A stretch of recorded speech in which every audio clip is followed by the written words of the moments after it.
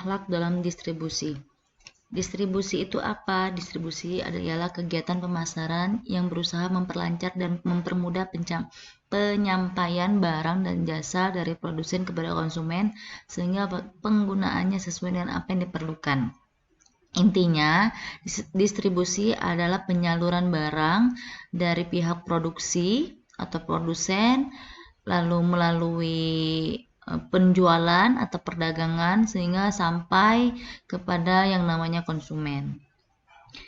Distribusi secara bahasa artinya penyaluran kepada beberapa orang atau beberapa tempat. Secara istilah, kegiatan ekonomi yang menjembatani kegiatan produksi dan konsumsi. Menurut Yusuf Qaradawi, ialah merupakan hal pokok yang harus diperhatikan. Sistem ekonomi yang berbasis Islam menghendaki bahwa dalam hal pendistribusian harus berdasarkan dua sendi, yaitu sendi kebebasan dan keadilan kepemilikan. Jadi distribusi itu dalam pandangan Islam sama halnya dengan penyaluran ya, pengiriman barang, penyaluran, perantara antara penjual dan pembeli atau produsen ke konsumen gitu ya. Hanya saja dalam Islam harus menekankan kepada kebebasan serta keadilan. Apa itu kebebasan? Kebebasan adalah bertindak yang dibingkai oleh nilai-nilai agama dan keadilan, tidak seperti pemahaman kaum kapitalis yang menyatakan sebagai tindak membebaskan manusia untuk membuat dan bertindak tanpa campur tangan pihak manapun, tetapi sebagai keseimbangan antara individu dengan unsur materi dan spiritual yang dimilikinya, keseimbangan antara individu dan masyarakat serta antara suatu masyarakat dengan masyarakat lainnya.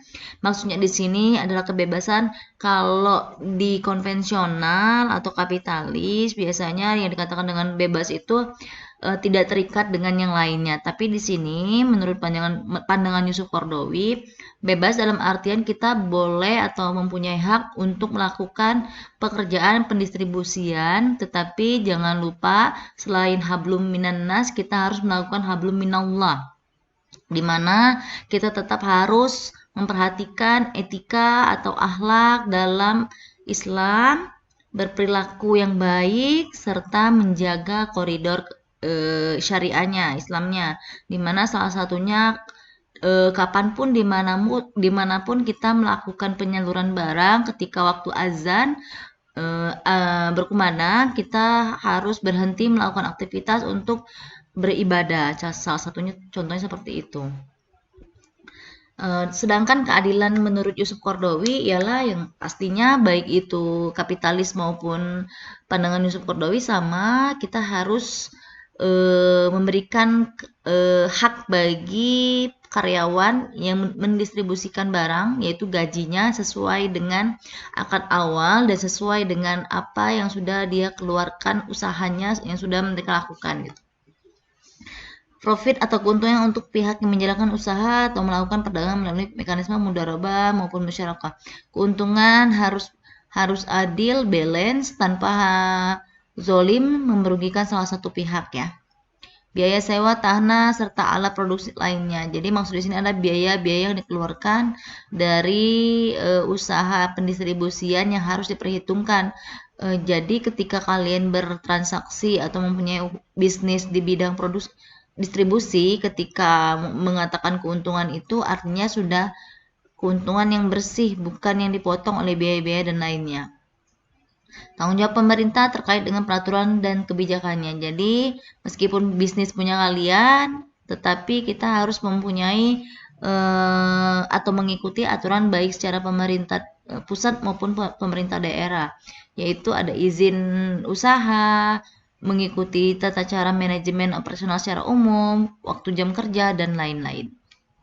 Tujuan dari distribusi ini sendiri ialah seperti yang di PPT ya, menyampaikan barang intinya atau jasa dari produsen konsumen, mempercepat sampainya barang, tercapainya pemerataan produksi. Maksud di sini pemerataannya ialah kalau hasil usaha dari daerah Lembang, kalau kita distribusikan, daerah Soreang pun akan menerima hasil budidaya atau dari hasil kebun daerah Lembang. Tetapi ketika tidak ada pendistribusian, maka ya daerah Lembang hasil kentangnya banyak, soreang tidak atau kekurangan kentang, jadi tidak merata untuk memenuhi kebutuhan sehari-harinya. Menjaga kesinambungan produksi, produsen atau perusahaan membuat barang dengan tujuan dijual untuk memperoleh keuntungan, memperbesar dan meningkatkan kualitas dan kuantitas produksi, meningkatnya nilai guna barang atau jasa. Nomor 5 dan nomor 6 itu balik lagi ke produksi ya. Ketika kita menciptakan produk, tujuannya ialah untuk memberikan atau memenuhi kebutuhan sesama muslim atau sesama manusia, sehingga ketika kita menciptakan produk pasti kita akan meningkatkan kualitas dan kuantitas barang tersebut, dan ketika barang itu diproduksi maka akan memberikan nilai suatu produk tersebut.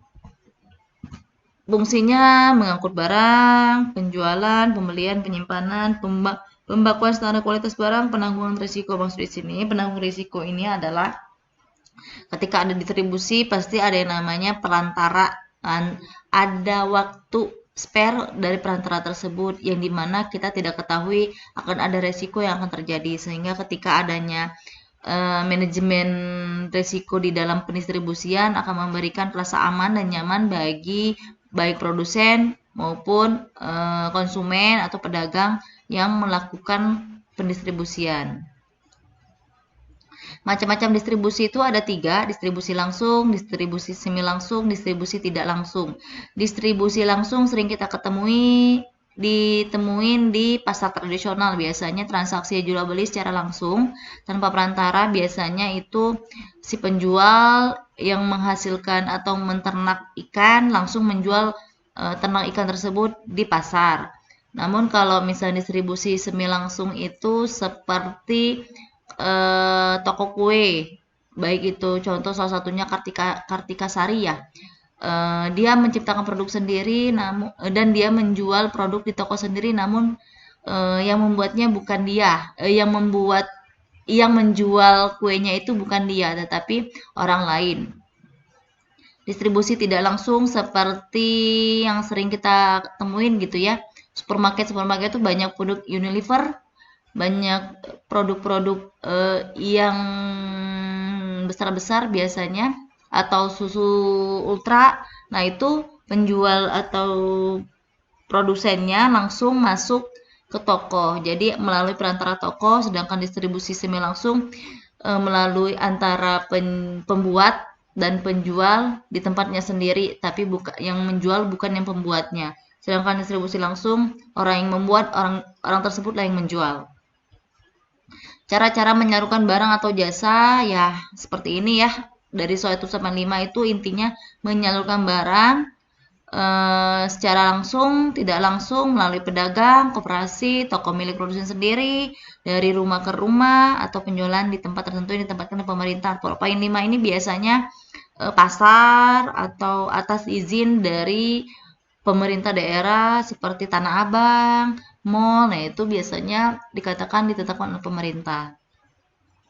Faktor yang mempengaruhi produsen memilih dan menentukan saluran distribusi. Biasanya seseorang pedagang atau produsen memilih salah satu pendistribusinya itu ada 6 poin. Yang pertama, sifat barang dan jasa yang diperjualbelikan. Barangnya itu makanan, cepat rusak, atau misalnya pecah belah atau apapun itu. Nah, biasanya salah satu produsen atau konsumen atau pedagang memilih distribusi A, distribusi B yang lebih aman untuk melakukan pendistribusian makanan, lebih cepat sampainya, tidak akan menghabiskan waktu selama berjam-jam di jalan dan lain-lain. Itu akan menjadi penilaian sendiri. Yang kedua, daerah penjualan. Nah, daerah penjualannya itu biasanya pendistribusian berpikir apakah daerahnya tersebut dijangkau oleh pendistribusian atau tidak, sehingga ketika tidak terjangkau maka akan membebani pihak produsen lebih besar biayanya.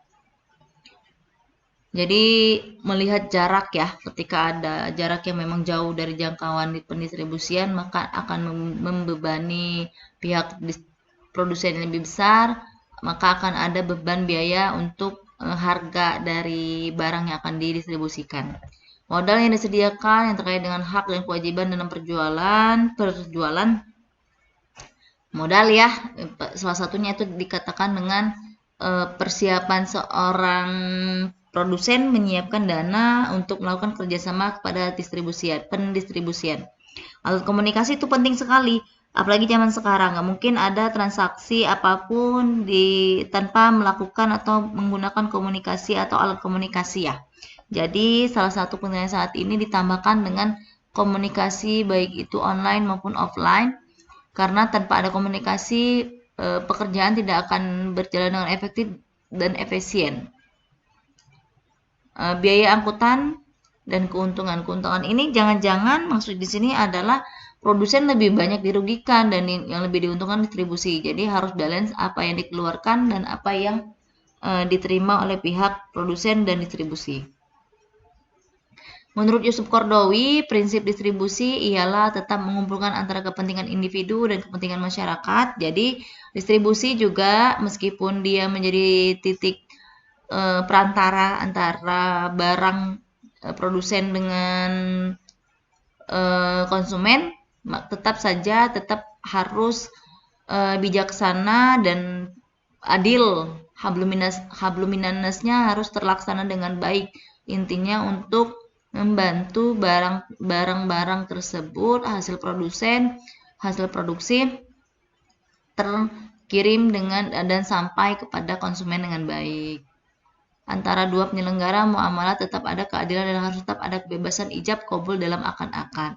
Jadi meskipun melakukan perantara untuk terjadinya transaksi muamalat atau ekonomi, tetap harus ada keadilan di dalamnya.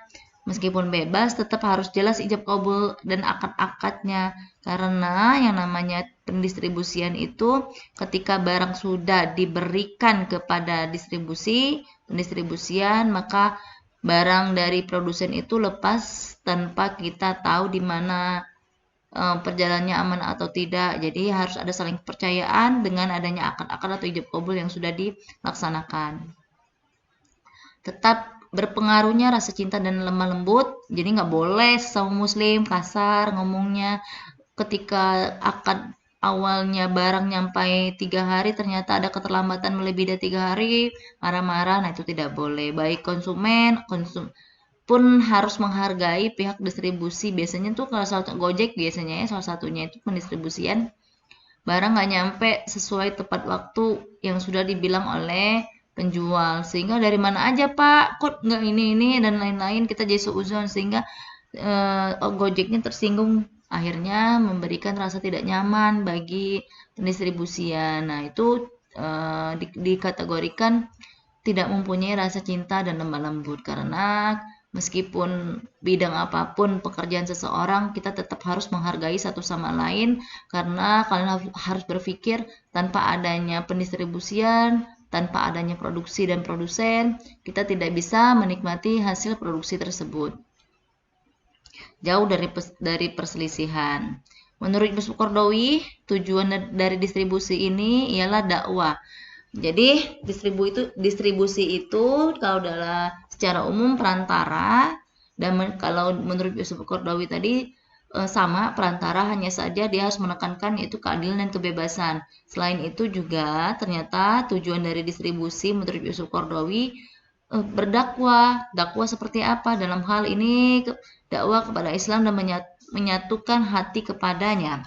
Maksud di sini adalah kita berdakwah di mana ketika kita bekerja sesuai dengan syariat Islam, melakukan pekerjaan dengan baik, mempraktekkan apa yang sudah diajarkan atau dicontohkan Nabi Muhammad, yaitu dengan berkata jujur, bertanggung jawab, dipercaya, maka akan memberikan contoh bagi orang-orang yang melihatnya bahwa apapun pekerjaannya akan memberikan keberkahan, sekecil apapun hasilnya akan memberikan hasil yang sangat baik bagi apa yang kita lakukan bagi keluarga kita. Pendidikan, yaitu dalam surat Taubat ayat 103 bermaksud menjadikan insan yang berakhlakul karimah. Jadi ketika kita tadi ya balik lagi ke dakwah, kita melakukan pekerjaan dengan ikhlas tanpa tujuan yang tidak baik, maka akan menghasilkan yang sangat baik ke depannya, berkah ke depannya baik diri sendiri maupun keluarga, dan memberikan contoh yang baik bagi secara umum dan keluarga sendiri. Sosial, memenuhi kebutuhan masyarakat serta keadilan dalam distribusi sehingga tidak terjadi kerusuhan dan perkelahian. Maksud di sini adalah ketika distribusi secara merata, tepat waktu, tanpa ada wilayah yang kekurangan, maka tidak akan ada yang namanya kerusuhan dan perkelahian. Tapi ketika distribusi terlambat, maka akan memberikan peluang dalam wilayah tersebut timbulnya kerusuhan atau perkelahian, yaitu contohnya misalnya di daerah perkampungan ada tuh gas melon ya, yang kecil itu biasanya suka terlambat pendistribusiannya, sehari 2 hari memang tidak terlalu berpengaruh, tetapi kalau sudah melebihi dari 4 hari atau sampai seminggu, maka akan memberikan dampak yang negatif bagi daerah tersebut, di mana setiap kepala itu membutuhkan gas untuk beraktivitas ibu-ibunya dalam dapur gitu ya, membuat makanan, sehingga ketika hanya ada 1 atau 2 akan menjadi rebutan gas melon tersebut. Nah, menimbulkan apa akhirnya? Kerusuhan dan perkelahian. Ekonomi, pengembangan harta dan pembersihannya, memperdayakan SDM, kesejahteraan ekonomi, dan penggunaan terbaik dalam menempatkan sesuatu. Jadi, di ekonomi sangat berdampak positif ya, dan mempengaruhi ekonomi secara signifikan. Akhlak pendistribusian itu diantara lain dalam Islam ialah selalu menghiasi amal dengan niat, ibadah, dan ikhlas, transparan dan kondisi barangnya. Jadi ketika kalian melakukan pendistribusian barang, sebelumnya dicek barangnya seperti ini keadaannya, sehingga ketika nyampe di tempat atau kepada pedagang atau konsumen, kita berikan informasi sesuai dengan apa yang sebelumnya kita mendapatkan informasi dari produsen. Adil dan tidak mengerjakan hal yang dilarang dalam Islam. Nah, di sini ketika kita mendapatkan kepercayaan membawa barang atau menyalurkan barang kepada pedagang atau konsumen, harus bertindak adil dan tidak melakukan hal-hal yang tidak baik atau dikatakan dilarang dalam Islam. Tolong menolong, toleransi dan sedekah, tidak melakukan pameran barang yang menimbulkan persepsi. Jadi ketika kita dipercaya untuk melakukan pendistribusian, jangan menggunakan barang tersebut lalu dipamerkan kepada orang lain seolah-olah barang tersebut milik kita, gitu ya. Tidak pernah lalai ibadah. Larangan ihtikar ialah dilarang karena akan menyebabkan kenaikan harga. Mencari keuntungan yang wajar, distribusi kekayaan yang meluas. Kesamaan sosial, maksudnya adalah pendistribusian tidak ada diskriminasi atau kasta-kasta, semuanya sama dalam mendapatkan ekonomi gitu.